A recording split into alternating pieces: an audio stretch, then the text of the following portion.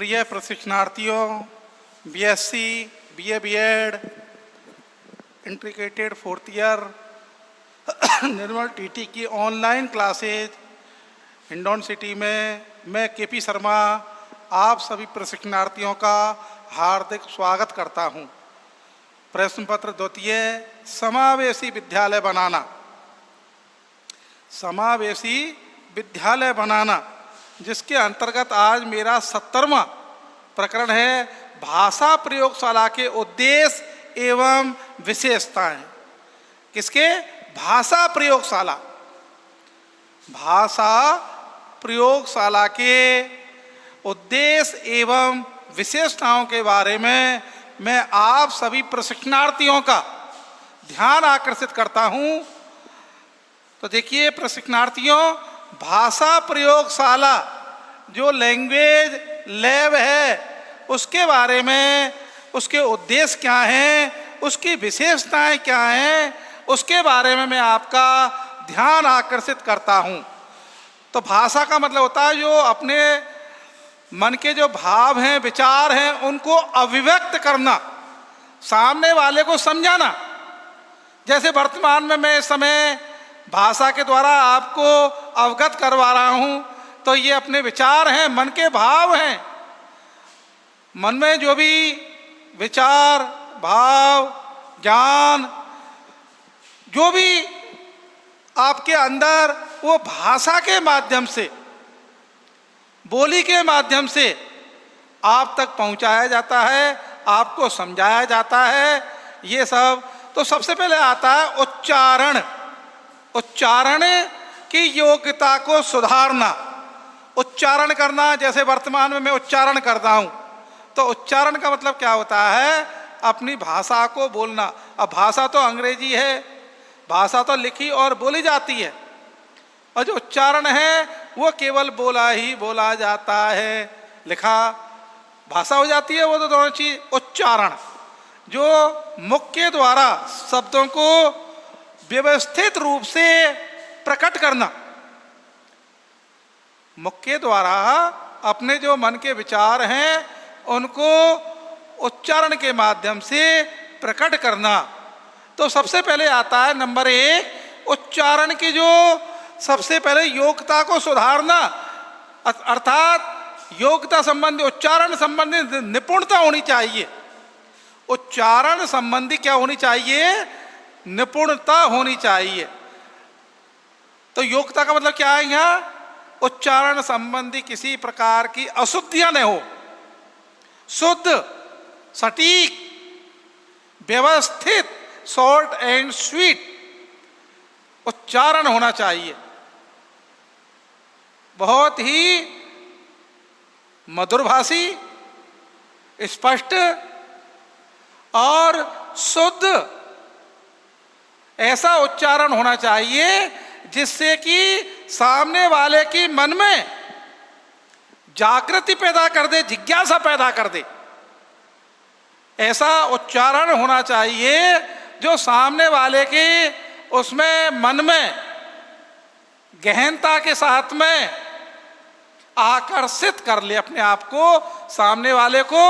ये क्या है? उच्चारण की योग्यता है कि उच्चारण की योग्यता ऐसी होनी चाहिए जो स्पष्ट हो, किसी प्रकार की कोई भ्रमित करने वाली न हो।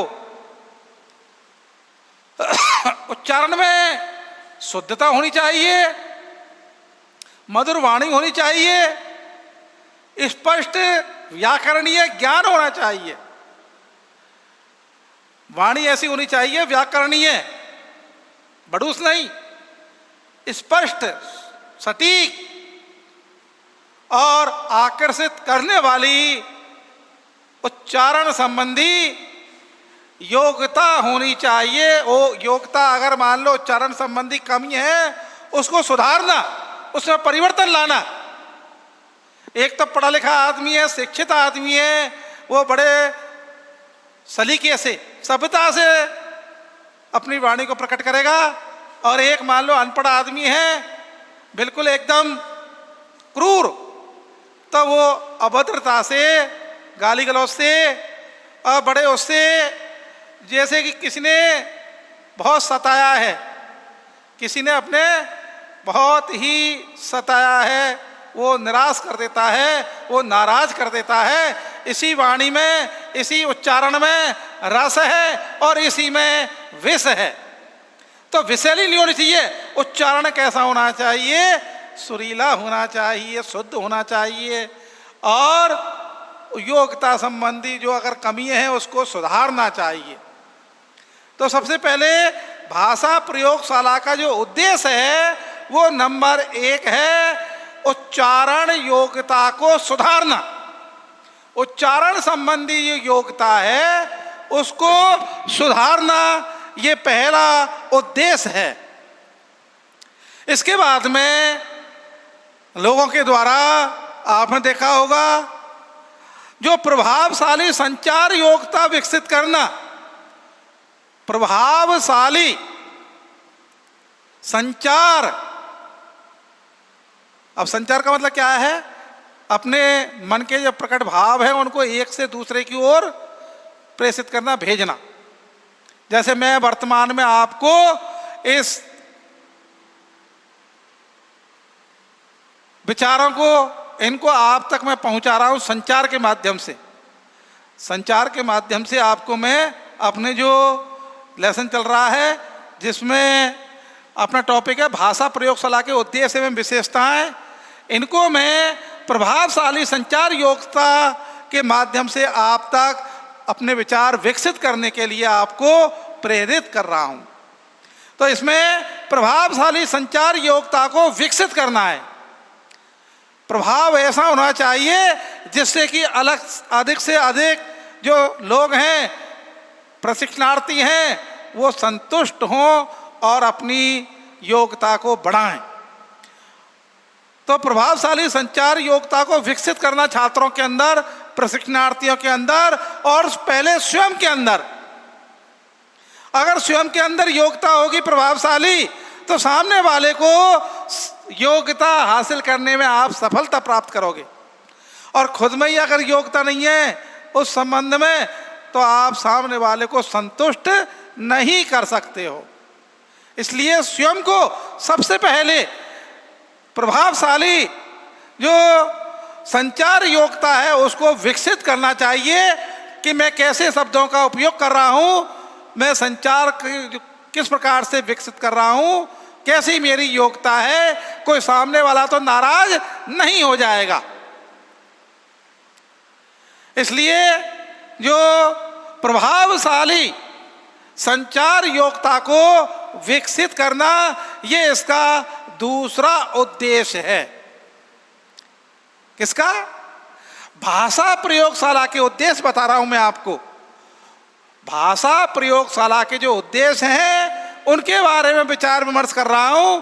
पहला है उच्चारण की योग्यता को सुधारना, दूसरा है प्रभावशाली संचार योग्यता विकसित करना। बालकों में, प्रशिक्षणार्थियों में ऐसी प्रभावशाली संचार योग्यता को विकसित करना जिससे कि वो अपने उसको ज्ञान को बढ़ा सकें, अपनी जो जिज्ञासा है उसको शांत कर सकें। भाषा के माध्यम से ही आप अपने विचार मुझे रखते हो, मैं आपको रखता हूं। ये आदान प्रदान होता है संचार के माध्यम से। संचार का मतलब होता है अपने भाव है उनको दूसरे तक पहुंचाने का साधन। संचार के जो माध्यम होते हैं वो साधन होते हैं। संचार का मतलब तो यही है कि अपने जो भाव हैं उनको सामने वाले को प्रेषित करना, उनको प्रकट करना, उनको बताना, उनको समझाना, ये सभी संचार के अंदर आते हैं। तो प्रभावशाली जो संचार है उसकी जो योग्यता है उसको विकसित करना, ये दूसरा उद्देश्य है। अब आगे बात करते हैं नंबर 3, तीसरी योग्यता क्या है? तो तीसरी जो योग्यता है वो है अकेले विद्यार्थियों से बात करना। मतलब वार्तालाप करने के लिए अकेले बात न करने के बाद आत्मविश्वास होना चाहिए, सेल्फ कॉन्फिडेंस होना चाहिए। क्या होना चाहिए? अकेले अकेले बात नहीं करें, सामने वाले को बात करने के लिए कॉन्फिडेंस होना चाहिए, आत्मविश्वास होना चाहिए। तो क्या है, वार्तालाप करने के लिए आत्मविश्वास विकसित करना। सबसे पहले तो स्वयं में आत्मविश्वास, सेल्फ कॉन्फिडेंस, कि मैं जो कुछ बोल रहा हूं वो सत्य बोल रहा हूं, और सामने वाले को जो कुछ बोलूंगा वो सत्य बोलूंगा विद चैलेंज। तो सबसे पहले क्या है, जो वार्तालाप करने के लिए, अब वार्तालाप अकेले से थोड़ी होती है, वार्तालाप तो आपस में मिलजुल करके आपस में वार्तालाप होती है। एक दूसरे को प्रश्न पूछे जाते हैं, उत्तर दिए जाते हैं, एक दूसरे को समझाया जाता है, दूसरा जिज्ञासा रखता है। तो ये आपस में वार्तालाप होती है, बातचीतें होती हैं। तो इसमें क्या है, सामने वाले के लिए आत्मविश्वास विकसित करना कि मैं जो कुछ कह रहा हूं वो सत्य है। सेल्फ कॉन्फिडेंस, आत्मविश्वास के साथ, किसी प्रकार की कोई असत्यता नहीं, सत्यता और आत्मविश्वास के साथ में। तो भाषा प्रयोगशाला का ये तीसरा उद्देश्य है कि जो भी भाषा का उपयोग किया जाए उसमें आत्मविश्वास विकसित होना चाहिए। वार्तालाप करते समय वार्तालाप के लिए आत्मविश्वास विकसित करना, जो भी मैं कुछ बोल रहा हूं, बातचीत जो कर रहा हूं, वो सेल्फ कॉन्फिडेंस, पूर्ण आत्मविश्वास के साथ में पहले स्वयं में विकसित करना, फिर सामने वाले में विकसित करना। इस प्रकार से वार्तालाप के माध्यम से आत्मविश्वास विकसित करना, पहले स्वयं में और फिर सामने वाले में, प्रशिक्षणार्थियों में जो भी हैं। गुरु शिष्य का जो संबंध है, पहले गुरु जी अपने आत्मविश्वास स्वयं में होना चाहिए, उसके बाद में छात्रों में भी आत्मविश्वास जागृत करना चाहिए। इसलिए सबसे पहले मैंने आपको बताया, नंबर 1 उच्चारण की योग्यता को सुधारना, सही और सटीक बोलना, किसी प्रकार की अशुद्धि न हो, स्पष्ट हो, सामने वाला आसानी से समझ सके। ये इसका पहला उद्देश्य है, भाषा प्रयोगशाला के उद्देश्य। उसके बाद में मैंने दूसरा बताया आपको कि जो वार्तालाप करने के लिए आत्मविश्वास जागृत करना और प्रभावशाली संचार योग्यता को विकसित करना, प्रभावशाली जो संचार योग्यता है उसको विकसित करना। जो भी कोई आप बोल रहे हैं वो प्रभावी होना चाहिए। इसलिए नंबर 1 तो बताया उच्चारण की योग्यता को सुधारना, नंबर 2 बताया प्रभावशाली संचार योग्यता को विकसित करना, और जो प्रभावशाली जो आपका संचार है वो योग्यता को विकसित किया जा सकता है उसके माध्यम से। किसके माध्यम से? भाषा के माध्यम से। उसके बाद में जो वार्तालाप करने के लिए आत्मविश्वास विकसित करना, कोई टॉपिक दे दिया, उस टॉपिक को याद करिए, सेल्फ कॉन्फिडेंस रखिए, आत्मविश्वास रखिए कि मैं जो कुछ बोल रहा हूं वो सत्य और स्पष्ट बोल रहा हूं, किसी भी प्रकार की उसमें लेस मात्र भी कोई संशय नहीं है। तो मैंने आपको ये विशेष वो बताए उद्देश्य, किसके? भाषा प्रयोगशाला के उद्देश्य। प्रशिक्षणार्थियों, भाषा जो प्रयोगशाला है उसके ये 3 उद्देश्य प्रमुख हैं। जो पहला उद्देश्य है वो उच्चारण की योग्यता को सुधारना है, प्रभावशाली संचार योग्यता को विकसित करना है, वार्तालाप करने के लिए आत्मविश्वास विकसित करना है, जागृत करना है, पहले स्वयं में फिर सामने वाले में। अब आता है प्रयोगशाला के उद्देश्यों के साथ में विशेषताएं, कि विशेषताएं क्या हैं। तो मैं करीब आपको 9 विशेषताओं के बारे में अपने विचार प्रकट करूंगा। तो ये विशेषताएं कौन कौन सी हैं?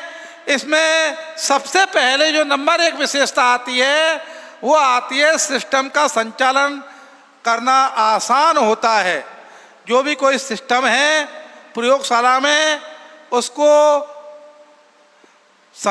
संचालन करना, आपने देखो मंच संचालन करते हैं कि नहीं, वो सटीक भाषा, मधुर भाषा और स्पष्ट भाषा के साथ में बीच बीच में कई ऐसे शब्दों का उपयोग किया जाता है जिससे कि बोरियत महसूस न हो।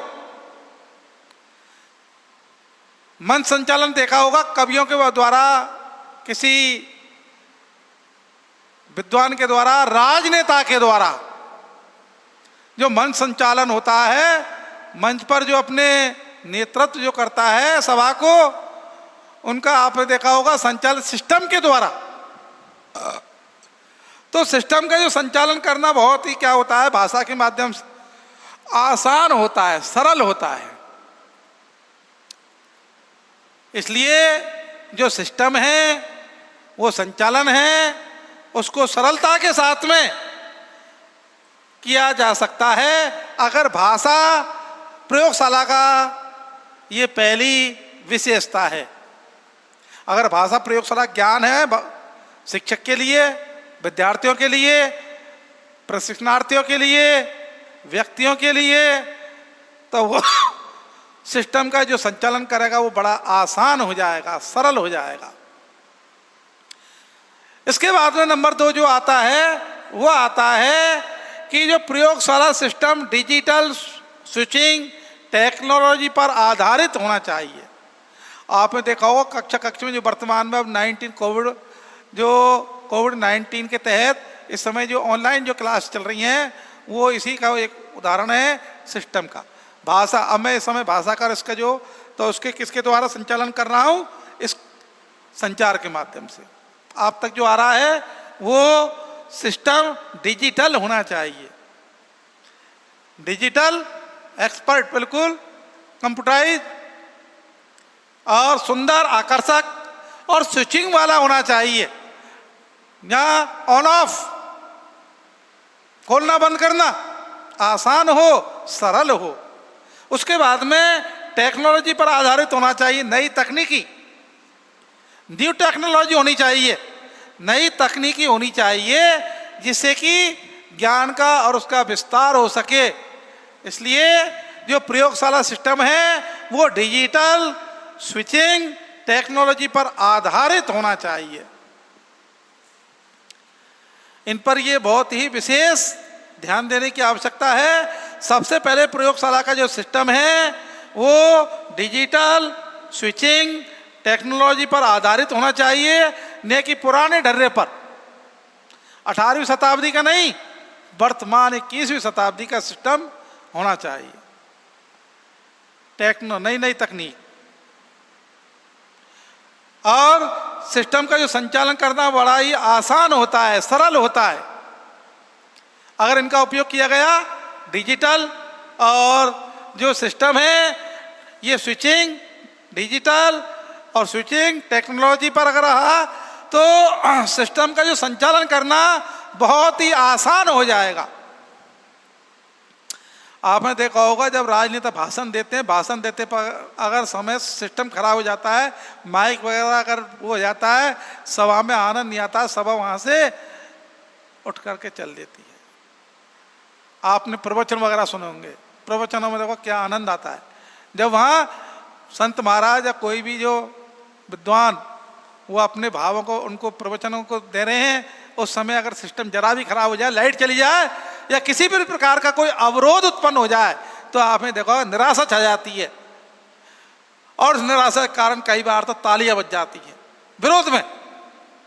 कभी भी देखो आप बड़ा आक्रोश झेलना पड़ता है इस सिस्टम खराब होने पर। इसलिए भाषा प्रयोगशाला की मैं आपको ये विशेषताएं बता रहा हूं। सबसे पहली बताई, सिस्टम का संचालन करना आसान हो जाता है यदि उसमें प्रयोगशाला सिस्टम डिजिटल और स्विचिंग टेक्नोलॉजी पर आधारित होता है तो। और अनुदेशन सभी विद्यार्थियों से या अकेले एक विद्यार्थी से बात कर सकता है। अनुदेशन होता है अनुदेशक, अनुदेशन तो सिस्टम है लेकिन अनुदेशक, जैसे आपका मैं अनुदेशक हूँ इस समय, जो अनुदेशक होता है वो सभी विद्यार्थियों के लिए या अकेले विद्यार्थी से बात कर सकता है। अब मैं जो इस समय प्रकट कर रहा हूं, इसको चाहे आप 4th ईयर वाले सभी देखें चाहे एक देखें, लेकिन वार्तालाप नहीं हो रही है, ये तो आप मैं बोल रहा हूं उसको आप समझ रहे हैं। लेकिन जो अनुदेशक होता है, जो अनुदेशन देता है, वो अकेले विद्यार्थी से या सभी विद्यार्थियों से बातचीत कर सकता है, वार्तालाप कर सकता है। क्या कर सकता है? वार्तालाप कर सकता है, बात कर सकता है सभी विद्यार्थियों से, या तो अकेले से या सभी से। इसलिए यह भी एक इसकी विशेषता है। अब नंबर 4 आती है कि देखिए इसमें दोहरे ट्रैक की सुविधा उपलब्ध होती है। दोहरे ट्रैक का मतलब एक तरफ जाना ही जाना नहीं है, आना भी होता है, सुनना भी होता है और कहना भी होता है। और इसमें जो एक ही समय पर होशियार जो विद्यार्थी हैं उनको श्रव्य कैसेट सुनने के लिए तथा कमजोर विद्यार्थियों के लेक्चरर फॉलो करने के लिए सहायता प्रदान करता है ये भाषा प्रयोगशाला। जो होशियार बालक हैं उनके लिए तो कैसेट्स वगैरह, और जो कमजोर छात्र हैं, क्योंकि दोहरे ट्रैक की सुविधा है इस पर, और जो कमजोर छात्र हैं उनके लिए फॉलो करने में ये सहायता करता है क्या? भाषा प्रयोगशाला। दोहरे ट्रैक पर ये सुविधाएं उपलब्ध करवाता है। दोहरे का मतलब यहाँ कमजोर और होशियार छात्रों के लिए भी उपयोगी है। दोहरे का मतलब यहाँ क्या है? जो होशियार बालक हैं उनके लिए तो ये कैसेट सुविधा उपलब्ध करा सकता है, और जो कमजोर छात्र हैं उनके लिए लेक्चरर फॉलो करने के लिए सहायता प्रदान कर सकता है। लेक्चरर फॉलो करने के लिए क्या प्रदान कर सकता है? सहायता। क्या आप इस प्रकार से इसको जानिए सिस्टम को। तो दोहरे ट्रैक की सुविधा है इसके अंदर। ये मैं आपको भाषा प्रयोगशाला की विशेषताओं के बारे में विस्तार से बता रहा हूं। इसके बाद में अगला आता है कि जो अनुदेशक होता है वो मास्टर कंट्रोलर द्वारा, अनुदेशक महोदय जो होते हैं, व्यक्ति होता है, वो मास्टर कंट्रोल के द्वारा किसी व्यक्तिगत समूह या सभी विद्यार्थियों को श्रव्य पाठ भेज सकता है। जैसे हमारे यहाँ चल रहा है इस समय वर्तमान में, उदाहरण दे रहा हूं, सभी इसका लाभ ले रहे हैं। जिन्होंने अपनी खाना पूर्ति कर रखी है वो सब लाभ ले रहे हैं, जिन्होंने पिछली अपनी खाना पूर्ति से वंचित हैं वो उसका लाभ नहीं ले पा रहे हैं। तो मास्टरमाइंड के ऊपर डिपेंड है ये। जो अन्वेषण है वो मास्टरमाइंड के आधार कंट्रोल द्वारा किसी भी व्यक्तिगत एवं सामूहिक रूप से सभी विद्यार्थियों को श्रव्य पाठ भेज सकता है। श्रव्य पाठ भेज सकता है जो मास्टर कंट्रोलर होता है अन्वेषण के पाठ को। यह भी एक भाषा जो प्रयोगशाला है उसकी विशेषता है। इसके बाद में इसे कंप्यूटर, सीडी, इंटरनेट, टीवी प्रयोगशाला प्रयोग के द्वारा भी इसका उपयोग कर सकता है। इसे कंप्यूटर, सीडी और इंटरनेट, टीवी प्रोग्राम से भी जोड़ा जा सकता है। इसको इनके माध्यम से भी क्या किया जा सकता है? जोड़ा जा सकता है। इनके लिए टीवी है, टीवी के माध्यम से, और जो भी वो है इसके माध्यम से इसको जोड़ा जा सकता है। इस सिस्टम को computer, CD, internet, TV programme से भी इसको सेट कर सकते हैं, इसको जोड़ सकते हैं।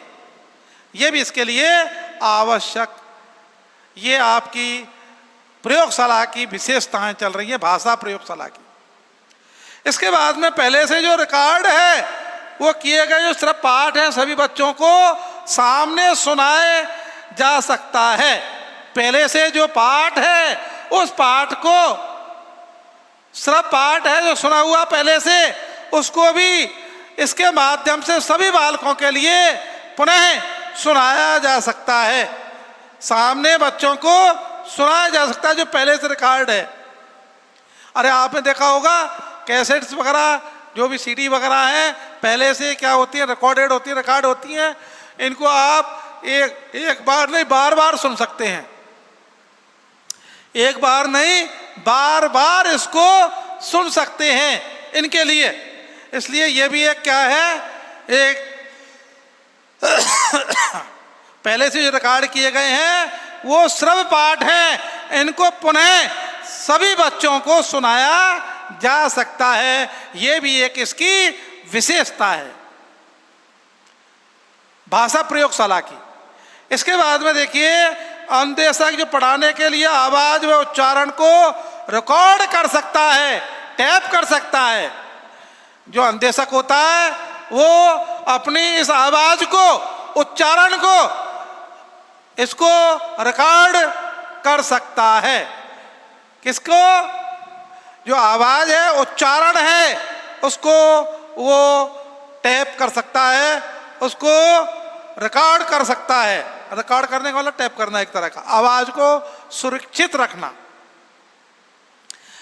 अनुदेशक पढ़ाने के लिए जो आवाज व उच्चारण है उसके, उनको रिकॉर्ड कर सकता है।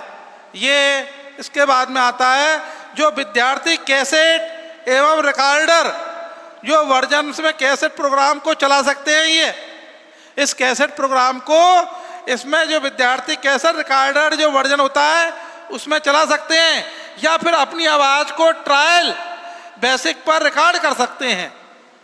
अपने जो ट्रायल बेसिस है उस पर भी वो क्या कर सकते हैं, ट्रायल कर सकते हैं। विद्यार्थी कैसेट इसके माध्यम से ये इसको भी कर सकते हैं। जो मास्टर कंट्रोलर है जिसको अपन इंफ्रास्ट्रक्चर कहते हैं, ये मास्टर जो सिस्टम है, ये अनुदेशक सिस्टम का जो संचालन है, इस संचालन को क्या कर सकता है, कंट्रोल कर सकता है मास्टर कंट्रोलर। जैसे माइक्रोसॉफ्ट है और हैंडफोन है, इंटरनेट डिस्प्ले है, इन सभी को ये क्या करता है, कंट्रोल कर सकता है। इसलिए ये भी एक इसका क्या है, सिस्टम है। इसके बाद में ये तो मास्टर कंट्रोलर है, और विद्यार्थी जो यूनिट है, विद्यार्थी क्या है, यूनिट। ये भी यह मास्टर माइंड जो इक्विपमेंट है उसके विद्यार्थी शिक्षक को सुन सकते हैं, उनसे बात कर सकते हैं, उनसे बात कर सकते हैं और सुन सकते हैं।